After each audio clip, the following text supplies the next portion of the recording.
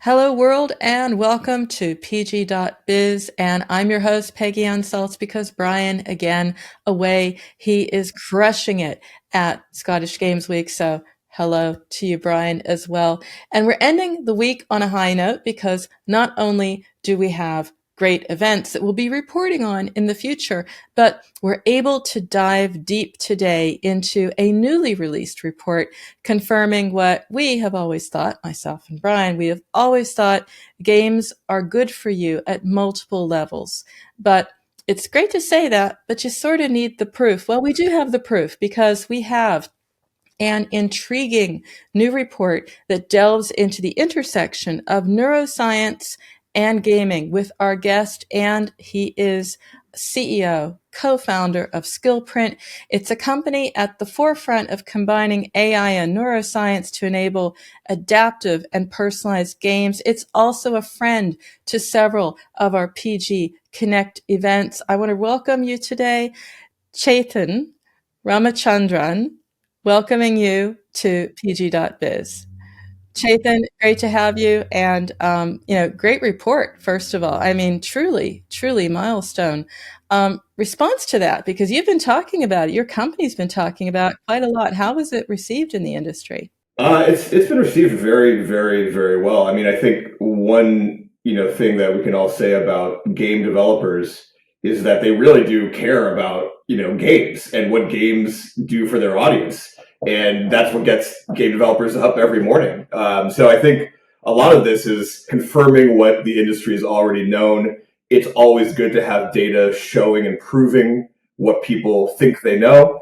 But the idea that games actually can be good for the mind, I think is pretty powerful. And it's definitely not the narrative that we've been hearing over the last few years in games. In fact, maybe never in games. So the fact that now we can actually point to real data that is empirical, that is scientifically valid, I think has given, a lot of folks in the gaming industry a lot of fun things to talk about. So it's been fun. I want to just go back for a little bit because I did some homework as well after seeing this. It's like, so who is Skillprint? And this is exciting because you have been focused on exploring the cognitive and psychological benefits of games, first of all, for a while, and then who looks at both of them and combines them. Not many. So I want to hear more about how you're doing this. Yeah, I mean, we've been sort of obsessed with this for the last few years. We really got going right before the pandemic hit. But the concept and idea was always, what if games are, broadly speaking, the future of how people learn, how they develop skills, how they grow their mind in multiple ways.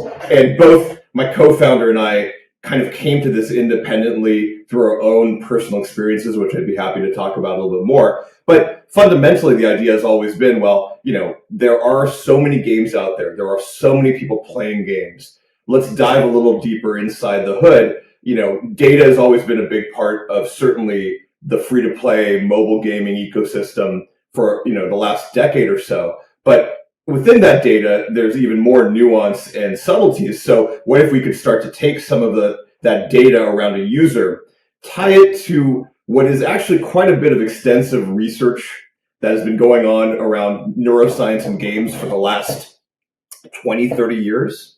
And if you could start to tie those together, especially on a per user basis and a per game basis, and really start to build evidence between a player's behavior and actual vetted neuroscience research, then all of a sudden you can start to see linkages and make predictions and come up with great conclusions. So that's been sort of the focus and kind of thrust of the company from day one.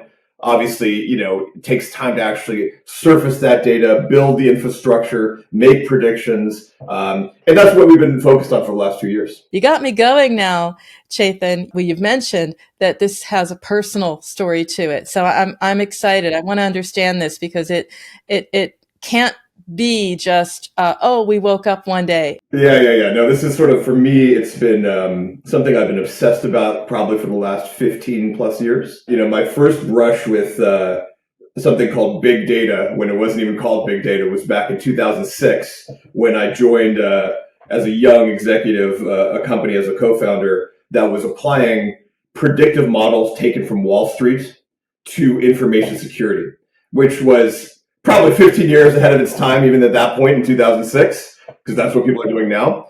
But basically the idea was, could you understand human behavior in terms of people trying to spoof hackers or information, leakage, by using a set of data techniques that Wall Street had pioneered and put it into the context of big businesses? The answer is yes. The problem is you have to be able to find a way to get data out at scale continuously in a repeated fashion. So that initial foray was not that successful. When we could get data out, we were able to see amazing things about human behavior in the most boring systems you can imagine. ERP systems, log systems, but all of a sudden you start to get this really amazing picture of who somebody is and how they're interacting with information and data.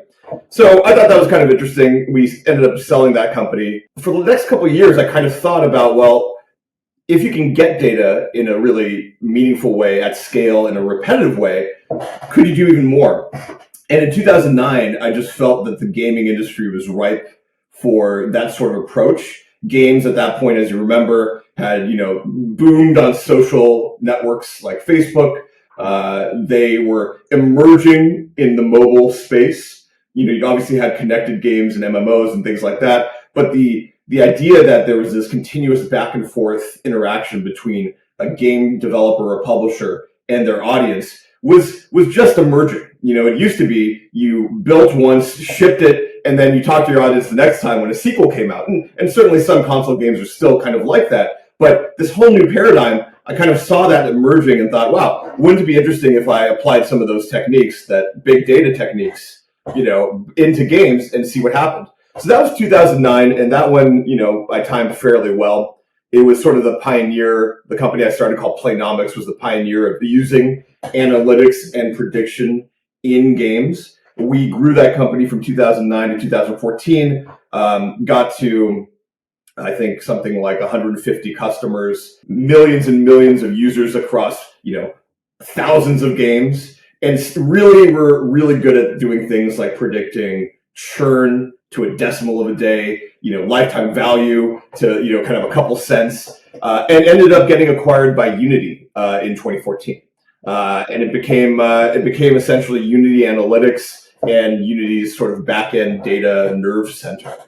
So was able to see an enormous amount of data through that run, and then after Unity acquired us. But the one consistent, interesting thing that I always saw, even from day one, when we started working with some of the most silliest social games you can imagine, was the idea that people's minds, their personality traits, their whole worldview kind of started getting expressed in these games, in this back and forth nature between a game and a user, or the game and a group of users and people around them. So we would see in social games that were as simple as kind of billiards games, we would see really interesting clusters of people who wanted to be very competitive with only other competitive types, others who wanted to just explore and get badges, people who just were there to socialize and really just wanted to play with their competitive friends, but their competitive friends wanted nothing to do with them because all they wanted to do was win, win, win. So, we saw all these amazing clusters coming alive, and this is back in 2009 at the early nascency of, connected games. And so that's something that I thought was really fascinating for years and years and years.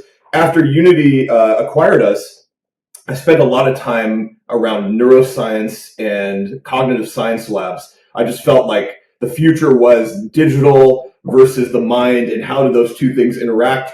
And, I thought I might go in and start something which was like chipsets in the brain, like Elon Musk is doing with Neuralink.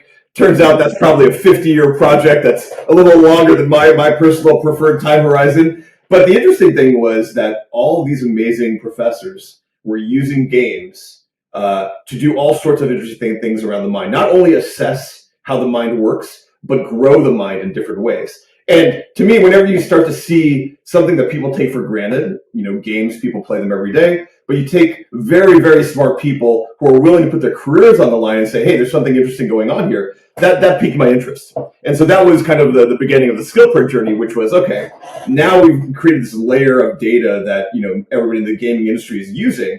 What else can come out of that layer of data that actually speaks more to the user? And then I think if you look at the history of these games, connected games, it's always been the user becoming more and more at the forefront of the game, and the developer having to map to that user more and more continuously. So I just thought it was another, kind of right time, right place moment. I do want to get to the report, but now you got me on use cases, because it's one thing to understand why we play games, and it's a great opportunity to understand more about us. What am I getting out of this? It's actionable data around personality traits and motivations. But what do I do? Do I do that to come up with new games, improve games, make my LiveOps, top of mind? What are you seeing people are doing, game devs are doing with your data? Yeah, I mean, so we can talk about it from the game dev side as well as the player side. So maybe just quickly on the player side, I think there's just a huge opportunity from the player side to provide better discovery and, find games that actually fit people in terms of what they're looking for. And I think that's will be a continuously, fertile field going forward, because there's always going to be more people playing games, and there's always going to be new games coming out. How do you make sure that you match properly? That matching also helps, obviously, game developers help me find the right player for my game. That initial fit, right, of discovery and acquisition, I think is really, really interesting, especially for game developers. We all know how hard it's been, and only getting harder over the years for game developers to find and keep the right audience. My co-founder in this actually has another interesting perspective, in that he was one of the pioneers on the publishing side of social and mobile games. He co-founded a company that was acquired by GSN, the game show network. It became, essentially, he founded GSN Games, grew that to 100 million users. And so from his point of view, what he saw was the fact that the entire stack that a developer goes through or a publisher goes through when understanding how to find, keep, and monetize a player, all of that fundamentally could be automated and altered using this kind of technology. So when we think about what game developers would use this for, we talk about things like, well, think about your engagement curve, think about your, D30 retention, think about how you monetize the right player at the right time. All of that is LiveOps, and it takes an enormous amount of people to do it. But what if all of a sudden you could, by using this amazing data around the human mind, start to automate that stuff and do it in a very, very scalable way, and give the power of massive LiveOps team to essentially every game developer in the world? Now, all of a sudden, you've changed sort of the playing field in terms of how any game developer finds, keeps and monetizes their audience. So we think all the use cases on the developer side kind of revolve around that, because that's fundamentally what the game, excuse the pun, is for game developers. You have to find the right audience, you have to keep them, you have to make sure they're continuously engaged. But I think you kind of look at it from both sides. If you solve that problem of adapting and personalizing a game using this information, it solves both sides of the coin for both players and developers. And that's a good thing, because then all of a sudden players get a more authentic experience and developers are able to deliver at scale as well. What are the steps you're seeing, maybe some interesting ways that you're seeing, your customers using the data currently? Yeah. So again, on the player side, it's just showing players more about themselves. It turns out that people generally want to know who they are. They want to know a lot about themselves. That's why personality tests are, so that's why BuzzFeed has a business. It's essentially one long personality test. So if you can start to reflect more information to a player that talks about who they are by how they played in a game, all of a sudden you get that player's attention, and you have the opportunity to show them more and more, which kind of helps on the developer side. So on the developer side, the first thing we thought was the most interesting and the most lowest hanging fruit was the idea of difficulty and balancing something like level difficulty, which has a lot of parameters in it, but doing it in a way where every player you have gets just the right combination of boredom and frustration, and right in between is what's known as sort of a flow state. And games are really good at delivering, this idea of a flow state, which is essentially being in the zone. It's sometimes hard to do that, and even some of the best games in the world, like Candy Crush, I have friends who play it, and after 10 days, they're like, I just got frustrated. I can't play it anymore.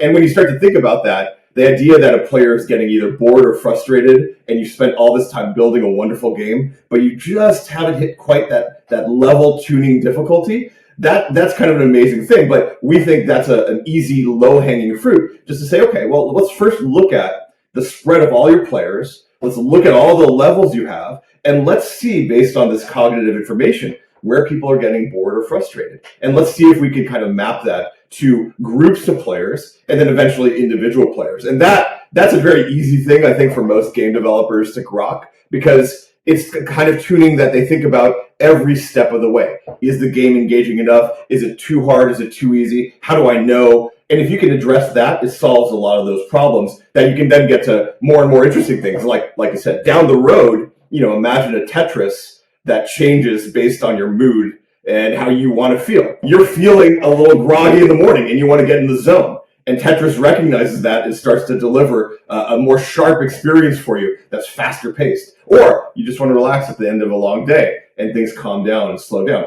That's coming, but that is a little down the road, as you mentioned. But I'm going to have to do a devil's advocate question here now, because I have a degree in philosophy and it haunts me to this day, Chethan. So I'm one for serendipity. If we get what we want all the time, if you literally get fries with your fries, right? You'll never experience anything else. Most recommendation systems are that, oh, you ordered this, let's give you more of it. And you don't really go out and push out. So I'm going to have to ask you that, because it's great if it adapts to me. What if it lets me stay a couch potato? Yeah. Well, I think it's almost more like, how can you deliver that surprise and delight? Because everybody's mind is very different. And I think that's the really interesting thing, is that different games light people up in ways that you would never expect. So how do you find that? And how do you understand that in a way where you can actually deliver it to each unique person? A very specific example, there was a great game a few years ago called Drop 7, which I think Zynga eventually acquired through a developer they bought called Area Code. And Drop 7 was one of these games where I couldn't get it. It was kind of a Tetris-style math game with numbers on, these kind of Tetris blocks, and you kind of had to match up the numbers, and I was just checked out. However, both my former co-founder and my wife, randomly, separately, were totally addicted to this game. So much so that my former co-founder, would play it in meetings. And I'd be like, look, you got to pay attention to these meetings. You have to be like, no, I am paying attention. But this game is allowing me to hone in. And to me, that was the most baffling thing ever. So I kind of put it back the other way, which is the only way to get to that aha, surprise, and delight is to really deconstruct the human mind. To your point, these algorithms that have been used to date have been pretty blunt. And it's sort of like the shopping cart analogy. You buy eggs and milk and maybe bread at the market. I have eggs and bread in my basket, maybe I want milk. That's not really taking me into account. It's just taking into account a very rudimentary pattern of data. So then the question is, how do you get a little bit deeper? And actually bringing that surprise and delight factor is sort of kind of what motivates us, because we do know that now that we've seen this data, we do know that this data can deliver that kind of really interesting personalization that hasn't been seen before. But yeah, in general, what you don't want is people too engaged and just leaning back. I mean, that's kind of like what TV is. But what games are is very lean forward, right? And so, again, going back to this idea of a flow state, if you can find that intersection where someone is just challenged enough, but not too frustrated and not bored, that actually, in psychological terms, leads you to be in the zone and to be really your best self at that moment in time. And then the question is, how do you deconstruct all that data to kind of deliver that, which is, again, what we've been focused on. A great segue, because that's what you have in your report. You're talking about exciting games that get us in the zone, and I love it. You've pointed out that there are games that spark joy. I thought that was great. Games that help us relax. You went through titles, you went through genres. Let's just step back briefly, because I want to get into the findings, but I think we have to also understand a little bit of the methodology, the scope. I mean, this was not a report with we asked 20 gamers a multiple choice survey on polefish, right? This was the real deal. Stepping back, over 500 people in this study. We conducted it as well as we could, mimicking the best academic research studies in neuroscience. The way that typically works in the intersection between neuroscience and games is that you have labs where people are playing a series of games, gathering data, and then benchmarking that data against well-known neuroscience batteries around things like cognitive abilities, which is attention, task switching, the ability to plan and focus and execute. Things like personality traits, how open you are to new experiences, how conscientious you are. Things like mood and mindset. Are you really focused right now? Are you relaxed? So there are a range of neuroscience, well-established exams or batteries.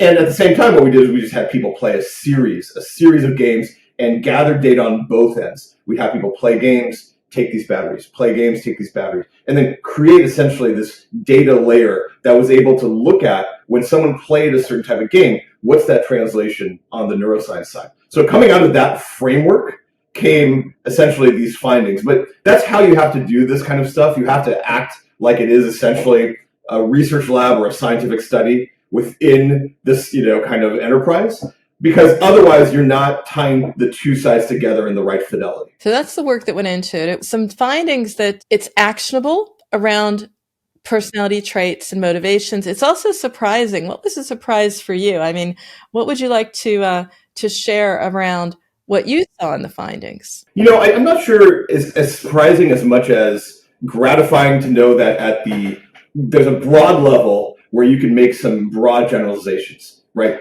So in psychology terms, there's a framework known as the Big Five personality model, which is the accepted way that psychologists look at personality traits. Again, it's how open you are, how conscientious you are, how extroverted or introverted you are, how agreeable or disagreeable you are, how prone to negative emotionality you are.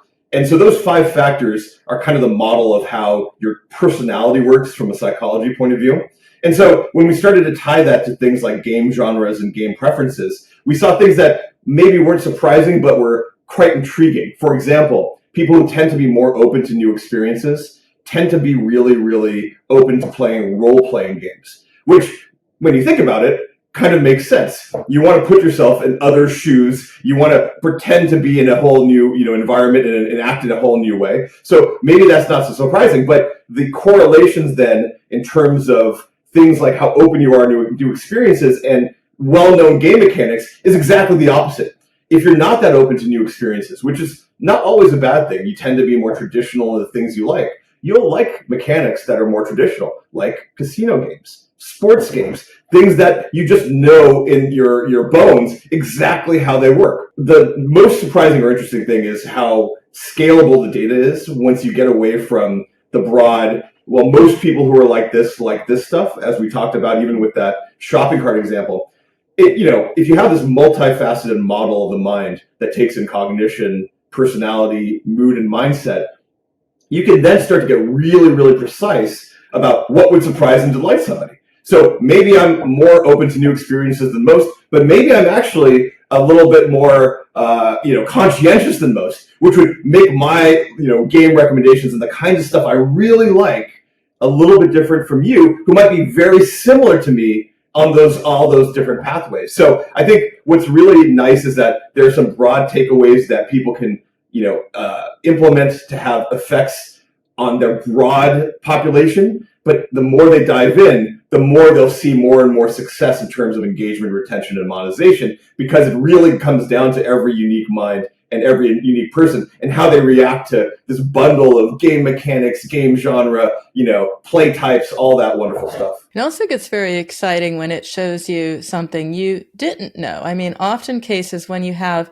research of this type, you look at your audience and you're discovering different clusters within your audience you didn't know. That often happens. You find new opportunities, or you find opportunities to maybe introduce a mini game or some other elements to make your game broader. Is there a formula? Because this is what I think most devs would be very excited about. Yeah, I think it's exactly like you said. How can you look at the data, understand within a population who is sort of bored or frustrated at the first initial level, and then dive in a little bit more and be like, oh, well, this group over here actually really wants to be more creative. So maybe a very simple mini game around just coloring or things like that has like a coloring mechanic. Maybe that's what will get them going in between levels, because as they feel more creative, then their engagement happens. So I think there's no one formula here. It's really coming down to, what are the mechanics you have at play? What are the mechanics you could introduce? And then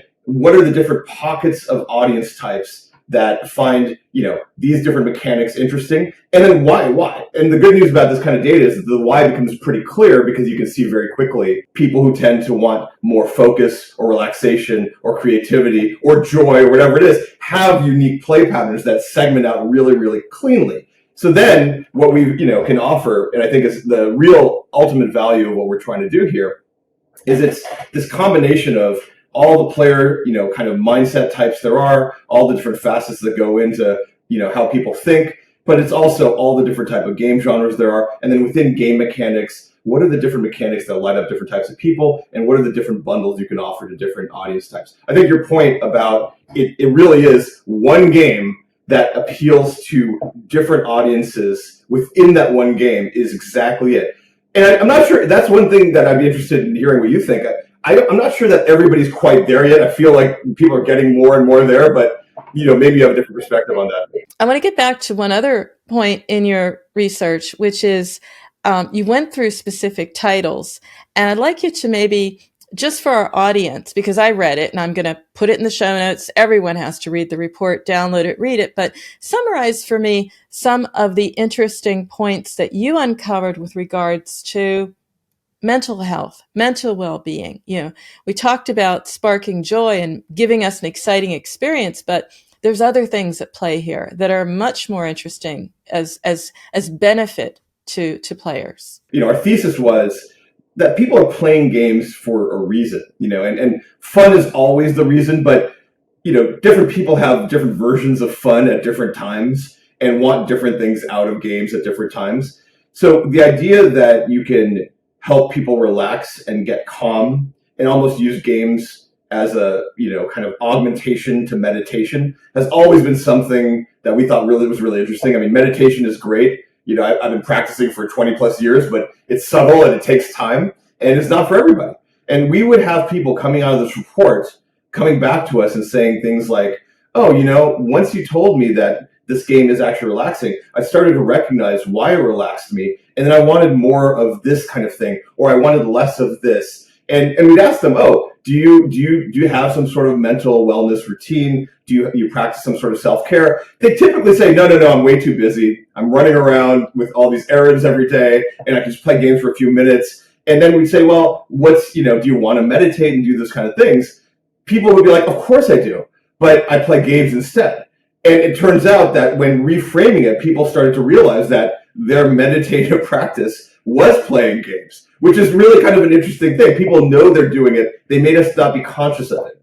And so if you can frame it in a way, framed around mental well-being, it becomes a lot more interesting because then people have this kind of interesting framework to look at how their mind is working, reflect back a little bit and be like, well, I want some of this right now. Maybe not so much this type of genre. Maybe I'm not in the mood for, a bubble shooter right now. Maybe I want more of a puzzle, match 3 type of game, something that calms me down at this time of day. And we've started to see that happen on the player side, where the more information you provide to the player about why they may be feeling the effects they're feeling out of these games, they start to respond more and start to think, oh, that's interesting. So how can I use this in my daily life? So we really believe that games, like I said at the beginning, are the future of skill development, learning, but also mental well-being. And for many ways, we think that's the most important piece of the puzzle. There's also a lot of great research labs out there, especially out of Madison, Wisconsin. These were the labs that kind of proved that meditation was good for the mind, meditating with Buddhist monks. Now they have literally spooled up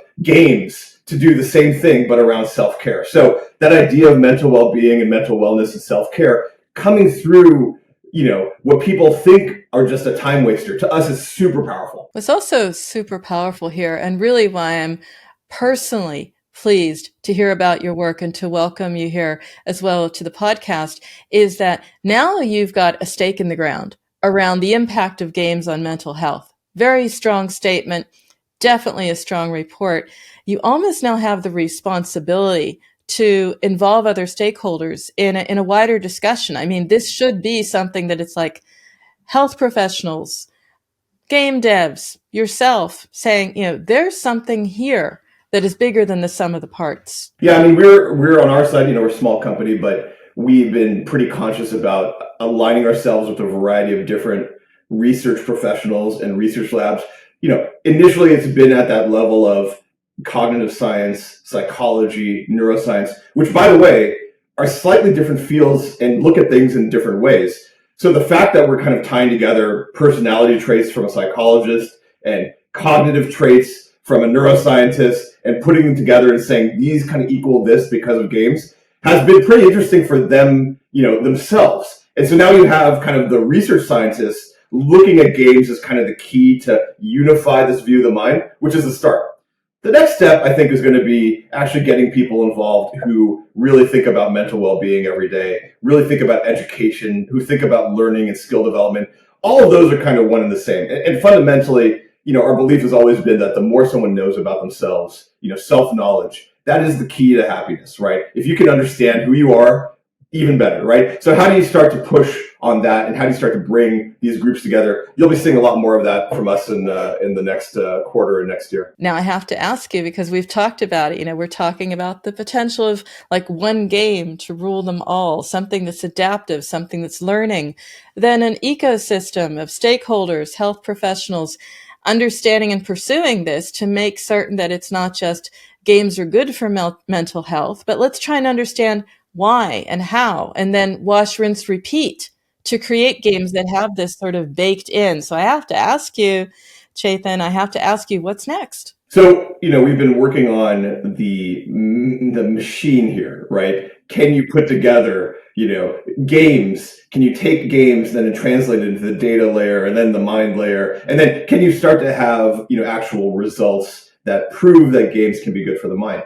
The next thing that we're going to do, and we kind of alluded to this earlier in the talk, is we're really going to start opening up a platform around adaptive games and adaptive play. Our vision is we want every game developer in the world to be on the Skillprint platform. We want to be able to surface really interesting insights to players who play these games. And at the same time, we want to deliver this unique sort of personalization to any game out there. Now, you have to walk before you run. And we kind of started at mobile games, specifically mobile casual games, because those tend to be the simplest in terms of game mechanic equaling this for the mind. But we're already starting to see combinatorial explosions, as you talked about, the mid-core games wanting more puzzle experiences in between their flow. You can just start to see it happening more from the game developer side. So what we're, hopeful we can do in the next year or so is really open up this platform and really start to get a range of different types of game developers on board who are using this technology, for their own purposes to increase their engagement, retention, and monetization, but from the player side to really push on this idea that games and mental well-being,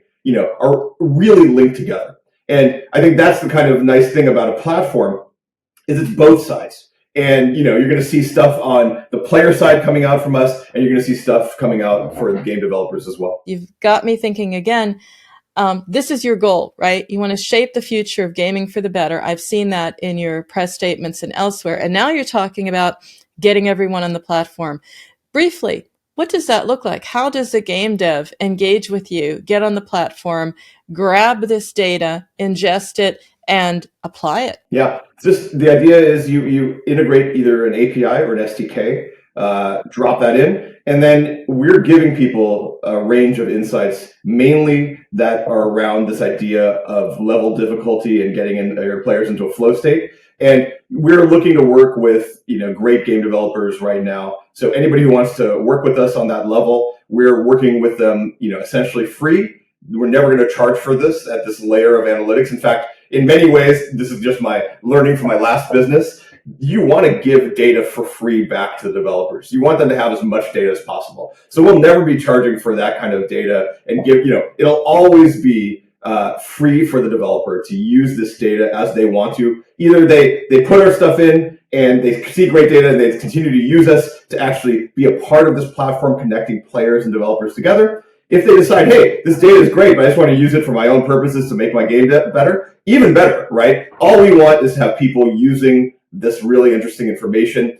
When you think about these kind of data models, the more people who find value in the data, they'll want to give you more and more data. That's always happened. And the more data that people want to give you, either on the player side or the developer side, it just makes the whole system work better.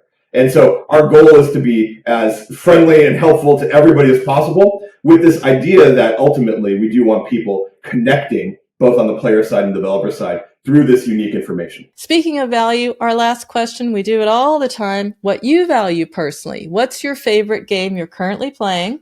And what's your favorite game of all time?